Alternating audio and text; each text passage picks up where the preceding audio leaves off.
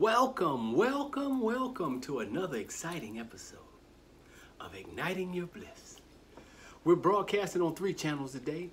This is going to be uploaded to YouTube, my Facebook page, and also my podcast, Igniting Your Bliss.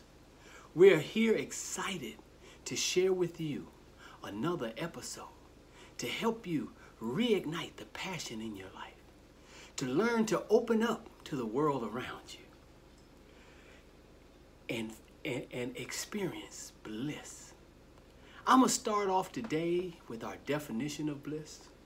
Bliss is the ability to love and be loved and have abundance in complete forgiveness and without judgment. I always like to say that 2 times because that's a mouthful. Bliss. We are here to ignite your bliss, which is the ability to love and to be loved, have abundance in complete forgiveness and without judgment. Many of us go through life and it seems like our joy and our happiness diminishes. The older we get, the less happy we expect to be. The longer we live, we just accept stuff the way it is, and well, we just can't do nothing about it, so you might as well accept it. I'm here to tell you, you are the co-creator of your life. You can make magnificent relationships. You can enjoy life to the fullest. But it's a choice. You have to choose what kind of world you're living in. I was on the radio last week, and it's a radio station that primarily broadcasts to Milwaukee. We were talking about the challenge of the inner city.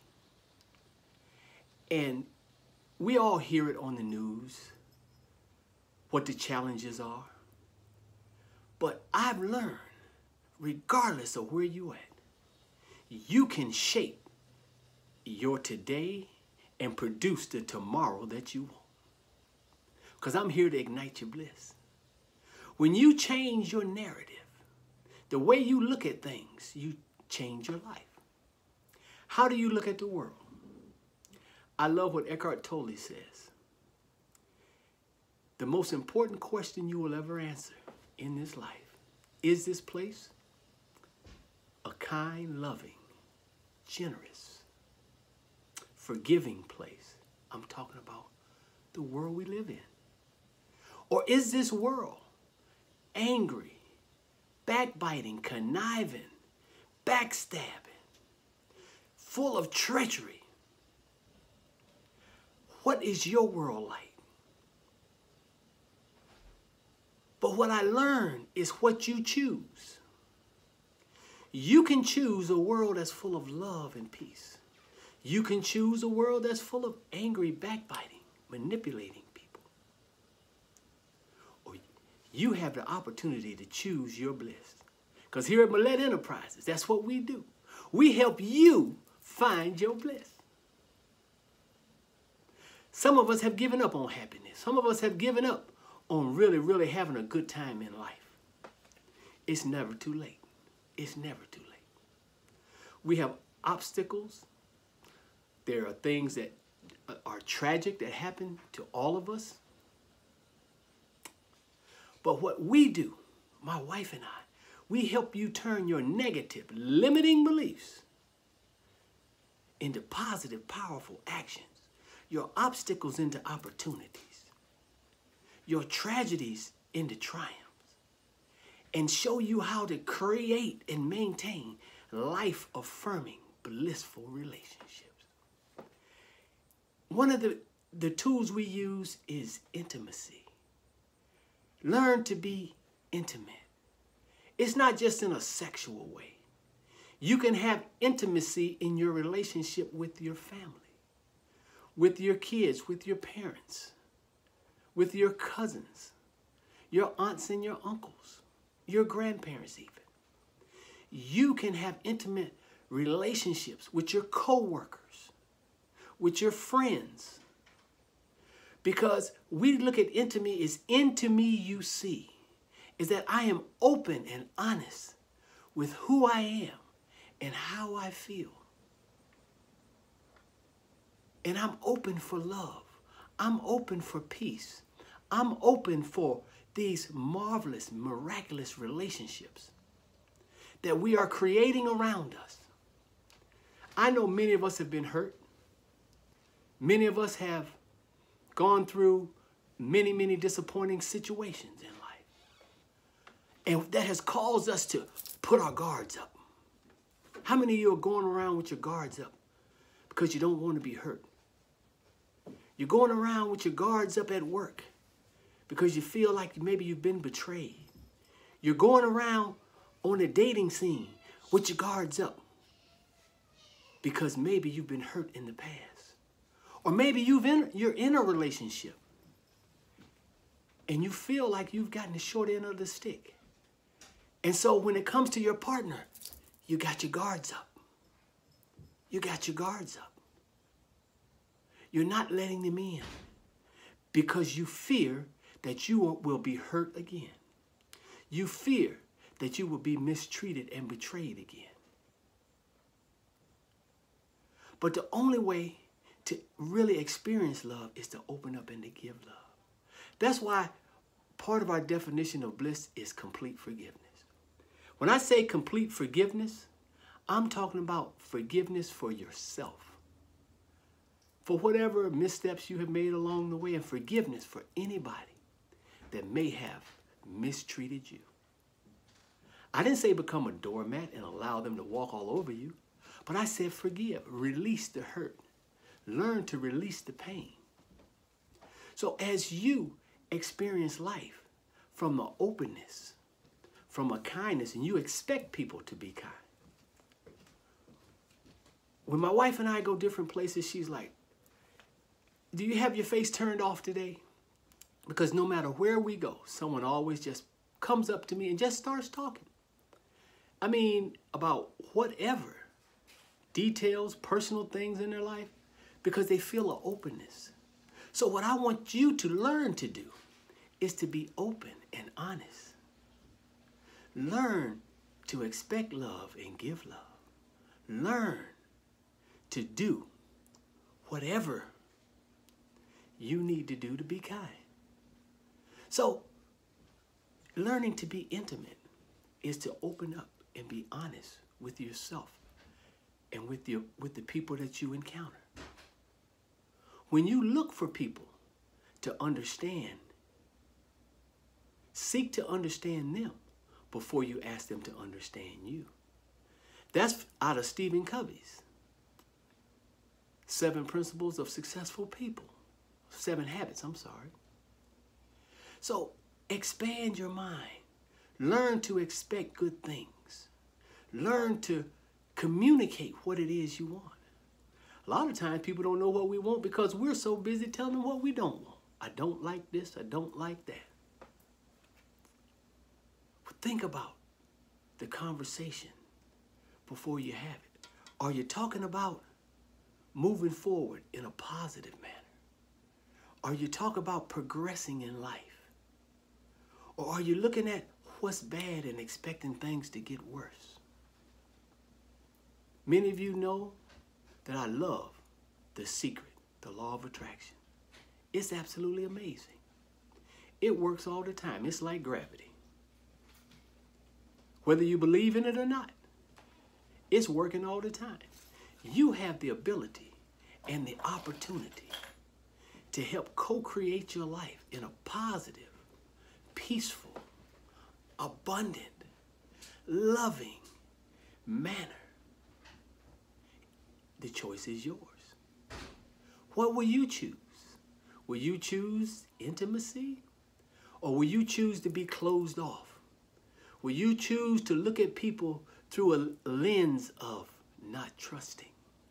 Look through a lens of, I never let you get close because I don't know what you might do to me. Are you holding people at arm's length? You can learn how to be open and honest. Sometimes people want a guarantee. They say, I'll never get married again unless I know. Life has no guarantee. We are all people, human. But if you're going to be open to love, you're going to have to open yourself up. And that means at some point being vulnerable. Being vulnerable with yourself. Being vulnerable with someone. We don't have to look like we got it all together all the time. We work on ourselves on a constant basis. And when we talk about complete forgiveness, you got to forgive yourself. Maybe you didn't finish college. Maybe you didn't even graduate high school. Maybe you've been divorced more than once. Maybe you're struggling financially. Doesn't matter where you find yourself in. You can create the future that you want. But you have to begin to train your mind to expect the best. Train your mind to react in a positive manner. It's time. It's time to learn how to live that blissful life. Where you get up in the morning like the little kids, just happy and excited. What adventures will today bring? What adventures will I share? What new people will I meet? What encounters will I have with people I already know? You can look forward to life again as you learn to open yourself up. As you learn, the world is what you make it. And if I can help you change the narrative in your life, you can change some outcomes. And you can change how you even feel about the past. I'm going to share this story with you that's in my book, Talk Straight, Damn It. And the title of this story is Life Beyond Control, where I speak about I was 8 years old, living with my mom in Suffolk, Virginia. And she experienced a psychotic break. I was living there with her and my older sister, Sheila, that's 1 year and 1 day older than me. And when she had this psychotic break, she had enough insight to call my dad. Now, he's in California, remarried, in the Air Force. And my mom said, look, come get these kids. And my dad showed up with 2 airplane tickets to take my sister and I to live with him in California. And at 8 years old, I had no memory of ever physically seeing my dad. But he took us to California to live with him. And I'm not going to tell you the whole story, but the way I used to look at that situation, how I grew up. I used to say, yeah, my dad, he wasn't there much. He was there only 2 years. 1 year when I was 8 and 1 year when I was 15, turning 16. Until I got older and began to look at more of the details. I changed my narrative. Because we could have wound up living with some other relative. We could have wound up in the foster care system. You never know what happens when a parent can no longer take care of a child. And so over the years, I learned to look at this situation from a positive perspective, a way that empowered me, a way where I was no longer the victim of being left out of my father's life. I look at this as my dad was there when I needed him. He showed up when I was 8. I needed him. And another time when I was 15, I was back living with my mom, and she threw me out. 15, no place to go. He sent me a ticket to come live with him. And that's another whole story. 15-year-old put on the bus to ride 18 hours from Murfreesboro, North Carolina to Springfield, Massachusetts. But he was there when I needed him. And so that changed the way I looked at him. That changed my ability to be open with him. That changed my narrative, which began to change my life. When you can look at the situations that you have been involved in and draw the good. And I know some situations are hard, but you can extract some lessons learned. You can get some of that empowerment from your own story. And you can share that story with others that may encourage them to walk out of their situation. As always, we are here to help you find your bliss. When you recreate your narrative and share with other people, not only does it lift them up, but you hearing that story again lifts you up. That's one of the reasons I love sharing my stories. Because I have learned to share with people in an open and honest and loving manner. So until next time, I want you to stop by my website, myblistopia.com, and get your very free gift. Free, I said. Secrets to Mastering Intimacy. It's a free download. Drop your email in and we'll send it right to you. Secrets to Mastering Intimacy. Oh my goodness. It's amazing. It's a precursor to the course we're developing, where we help couples go from bad to good, from good to better, from better to great, from great to unbelievable, blissful relationships. And we help singles learn how to find that special someone. So until next time, I am your bliss doctor, helping you find your bliss. Namaste.